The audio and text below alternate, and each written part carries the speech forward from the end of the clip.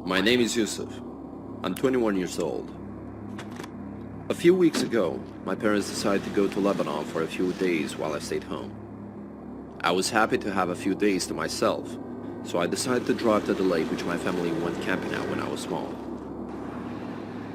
It was remote, surrounded by trees, and barely anyone goes there. I decided to stay for one night though. As I got there, I decided to dare myself into skinny dipping since I was alone. To be honest, it was quite refreshing and relaxing. As it was getting dark, I took out some firewood to dry up with a campfire and got my lunch. That night, I dared myself into sleeping naked under my towel as I would never get another chance like this. As I woke up, I was shocked.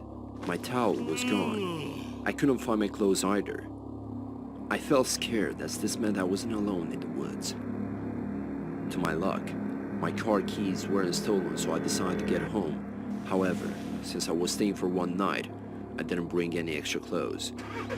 Due to my condition, I had to drive on those barely used roads to avoid any exposure to the public. It was a bumpy ride, but it was worth it. After a few hours, I saw a man in the distance near the road. He tripped and hit his head on a rock. Despite my condition, I knew I needed to stop and give him some help. But as I saw him, I realized he was wearing the same clothes I wore yesterday. I got out to ask if he's okay, but he didn't move.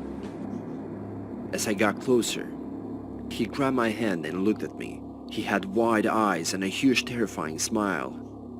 I was more scared than I liked to admit. I quickly got in my car and drove away. I managed to get home by sunset, and it took me a few minutes to get the balls to run to my front door. I have no return to the lake, and his smile haunted me ever since.